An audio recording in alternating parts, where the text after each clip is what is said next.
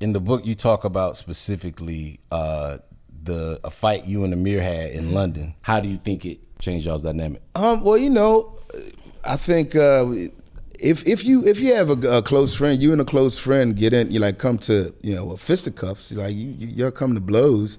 Something is forever changed, right? If it's between two people who are used to fighting all the time, then it's sometimes it's far little. Like with that change is, it's less significant than if that's somebody's only fight. Like I'm going through my mind, I can't remember how many fights I've been in. I've been stomped out, I win some, lose some, bunch of fights and shit. You know what I'm saying? If that's like your only fight, if you had like 1, 2, 3 altercations, then I would think it would be just more impactful. So that's just how I understood it. I think for me, it was something that like later that day, I moved on, like, definitely, again, like something had been changed, but it was such a insignificant change for me. But I just feel like in Ahmir's, world, there was something that, there was a line that had been crossed that, we could never sort of uncross, and I feel like I'm at my own funeral. Feel free to feel it. Yeah. Nah, but I mean, Well, that's been, it was both. That was It was both. Jabbing or like? Nah, it was a quick fist, couple fists, but more wrestling. It was like wrestling. Okay. It was like a chokehold. But really, it was WrestleMania up in that joint. Did you get a few Ahmir? Did you get a few?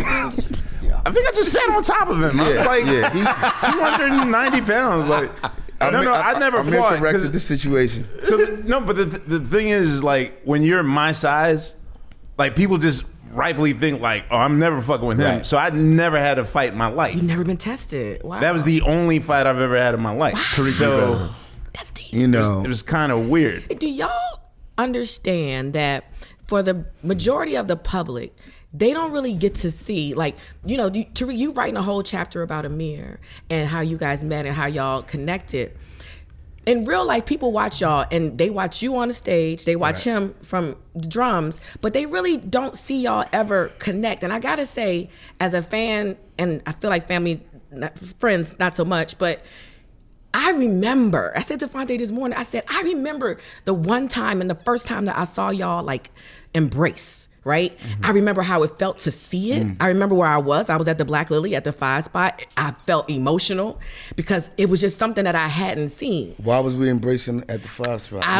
Y'all was talking, y'all was having a private conversation at the bar. Y'all was having a private conversation at the bar, and it wasn't like let me hug you, bro, but it was just like a show of affection that I had never seen between the two of you, and I'm just curious, are y'all conscious? I thought it was just like, I'll see you tomorrow. But y'all don't do I see you tomorrow, hug, bro, I'll see you tomorrow. Like, that's not something that people are used to seeing. It's weird. Okay, so I'm despite whatever the perception, whatever my, like, I don't know what people think when they see me. Like, I've heard I'm super arrogant. I hear I'm happy-go-lucky or goofy. Just a little disconnected sometimes, Yeah, I'm very aloof. I hear that a lot. Aloof. Yeah. But one thing I'm definitely, like, the one thing I had to work on in the pandemic was really letting go of old ideas and perceptions. And the one thing that I was always taught, that my dad always taught me, and that's basically because he went through a situation with a business that he started with his brothers. And one of his big rules was always like, never start business with family. You can never, ever mix business and your friendships, And I've seen the toll that business took on my dad. Like, he lost so much money. I think I admitted on the show, like, we lived 3 years without gas in the house. Oh, wow. And it was like either private school for Ahmir or gas. This is before Kappa. They pick, wow. Oh yeah, there's some crazy shit with me. So that said, I always, like, once I realized, we're running a business, then I wondered, like, wow, I wonder how, like, will shit change? Like, will we still spend the night at each other's house? Like, can we be friends and run a business? So I was, and even when I joke about the Gryffindor Slytherin thing, right? In my mind, it was always like, now that we have a business, I should keep a professional distance so that the business can last longer. but I also knew that I was sacrificing. Because I do miss those times where like we just hang out and you know, watch movies and all that stuff. But in my mind, I think I was carrying a lot of my father's beliefs. I started carrying on my own, and the one thing I thought about was like, oh man, I mean, when Uncle Rosie and Dad and da-da-da-da-da-da-da-da. So now that I'm starting a business with someone that's like a brother to me, I could never do that. There's something to that, right? You know what I'm saying? Like that isn't like lots of OGs have that philosophy, and it's not for not for nothing. Yeah. Right. And you know, like just to speak to that same sort of thing. You know, I mean, Shawn who manages the Roots, that is my cousin. That's who I'm talking about. Yeah. That's who, that nigga just left when I burned down the house. You know what I'm saying? He was, his spot on the floor was still warm. But, we grew up only, 2 years apart from one another and just really close as cousins in the same way that our mothers were.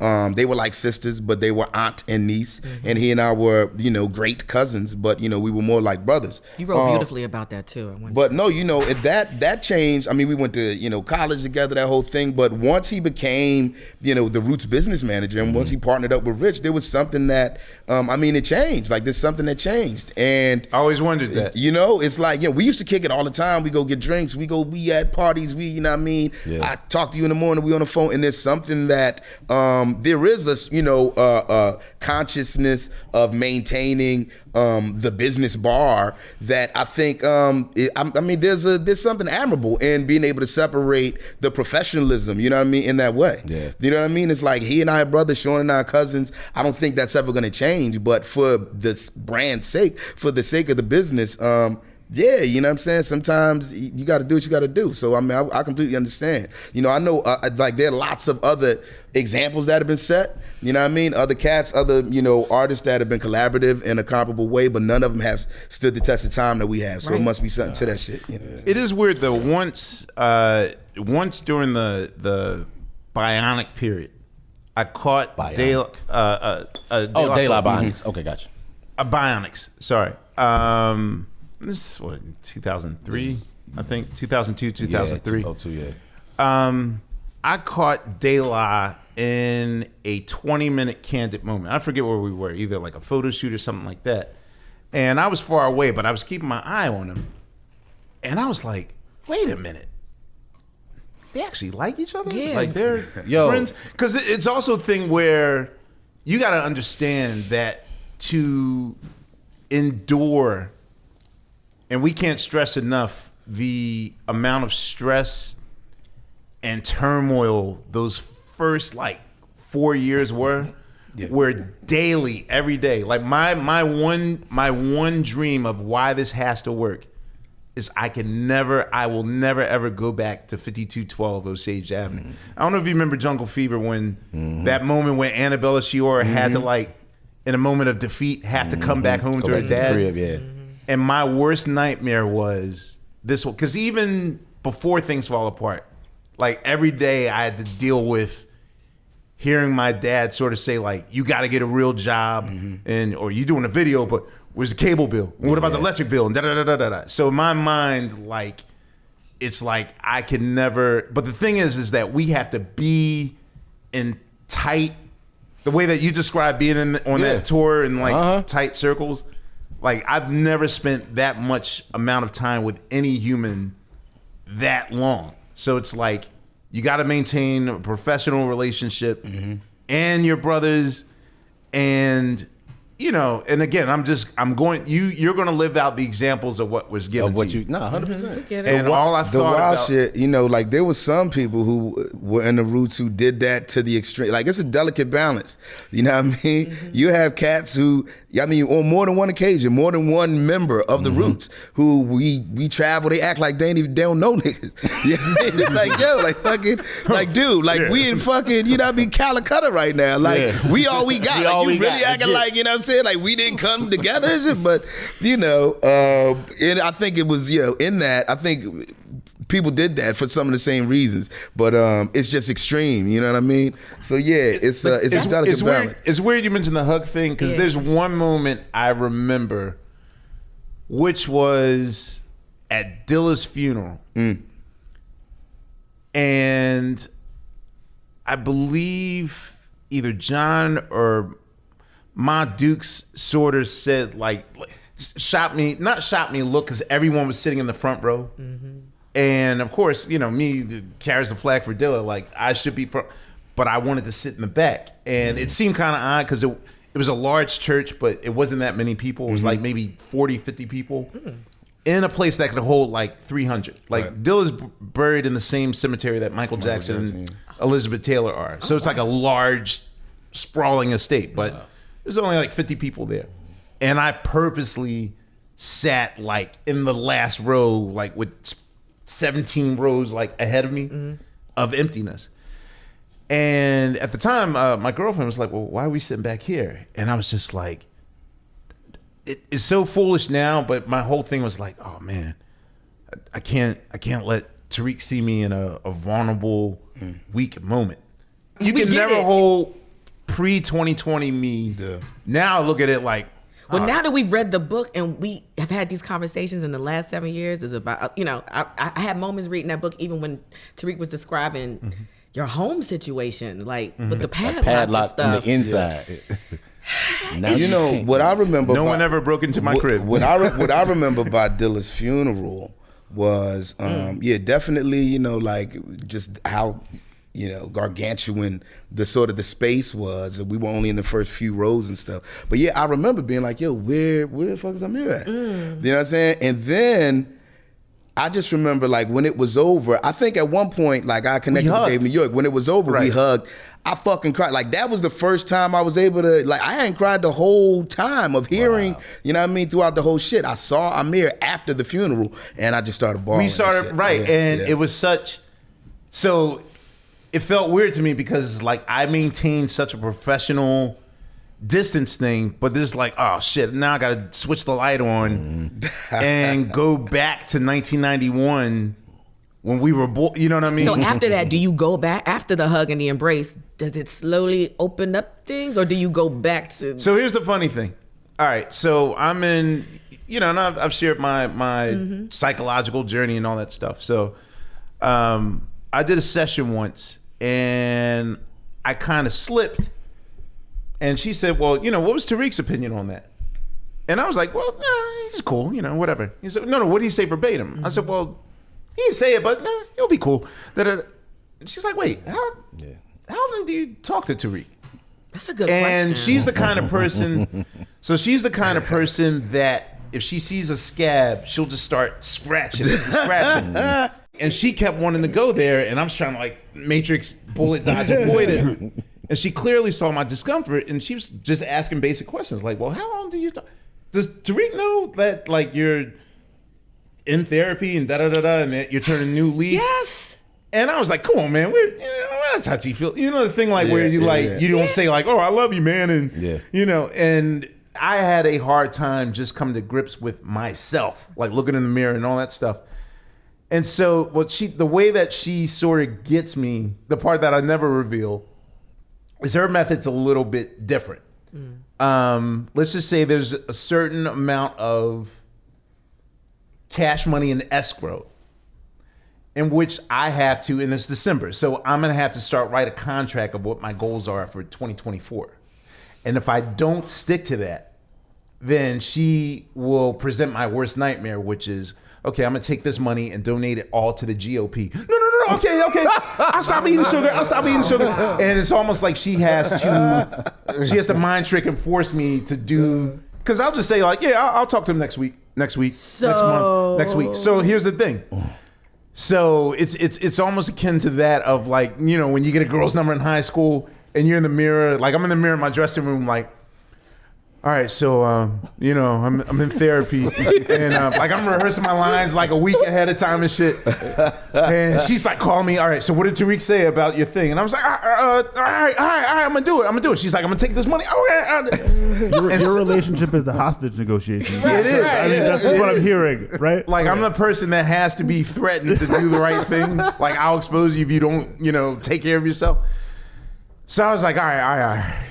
I said, so, and this was like during the pandemic. So I was like, all right, Reek, yeah, so, you know, I'm kind of doing self work and stuff, and microdosing and doing a lot of self-analytical. Doing a lot of drugs and shit. Here we go. Right. Yes. So I got my life together. I'm microdosing now. So I did like this whole shit, and I mentioned one of the people, and I was like, yeah. So I'm reading this book by this guy named Dr. Joe Dispenza, and he talks about how like communication, and Tariq's like, oh yeah, Dr. Joe, yeah, I'm down with that. And in my head, I'm like, holy shit, wait, what does he know about that? I said, you know about that, Dr. Joe? He's like, yeah, like years ago, when I first started therapy, and then I'm like, holy shit, you're in therapy? Like, Yay! And when I got back, I was like, yo, I didn't know. I thought I was the only one like doing the self-improvement thing, and Tariq's like beat me by like years. Really? Years? Really? Yeah, a little bit. He was like 4 years ahead of me. Yeah. I started in 2020. He was like What was the 2015 catalyst? I'd become close friends with a fellow named Kyle Vaines, and Kyle, he worked with me and Mark Jenkins and Ray Angry. He was like a supplement dude, that worked at this, this gym that we were training at. Whenever Mark would come to work with D'Angelo, we would all, be working down in the financial district at that spot. So at one point, Kyle disclosed to Ray and I about how his girlfriend at the time, his fiance, was a huge Roots fan. She was terminally ill.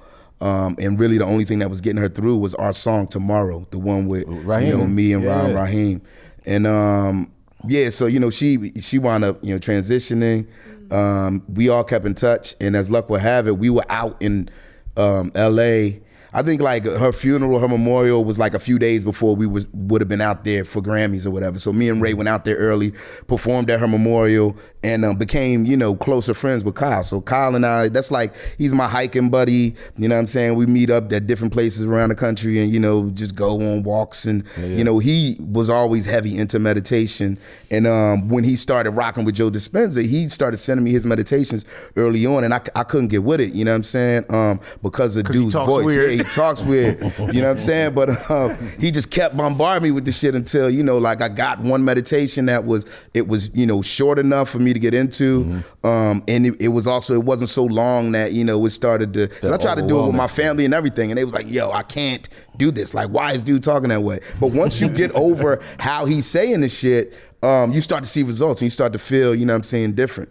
So yeah, I've been rocking with it for a minute, but that's how I got turned on to it, And I think Kyle was the first person that gave me that book, Becoming Supernatural. Okay. Yeah. Is meditation, is that still a practice today that you still do? It is. But what really, tripped me out was I didn't even realize when I discovered Joe Dispenza's meditations that he was the same dude from that documentary, What the Bleep Do We Know, that he did the water experiment, you know what I'm saying? That the Japanese dude does, who wrote, the hidden messages in water, where, if I take a glass of water, if I take 3 glasses of water, say I take 2 glasses of water from the same source, and I, for a certain amount of time, a week or 2 weeks, just curse and talk down to this glass of water, and I praise this container of water, and then we freeze them, and then look at it under a microscope, you'll see that the water that I've focused all the negative energy on is going to, produce just that ugly sort of, like, you're going to be able to visibly see the ugliness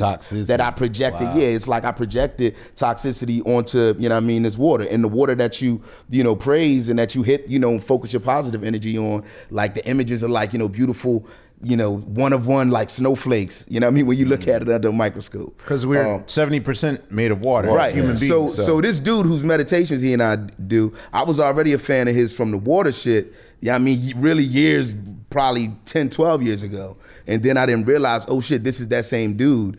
Then, I started listening to really his podcast interviews and stuff, because he was like paralyzed from the neck down from an accident. Oh, wow. And, just through mind control, he was able to, focus on different parts of his body and bring it all back.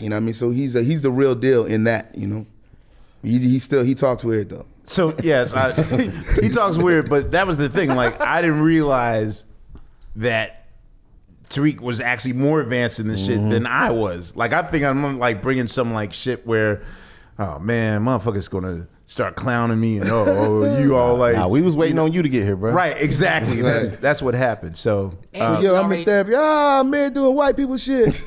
right, exactly. So,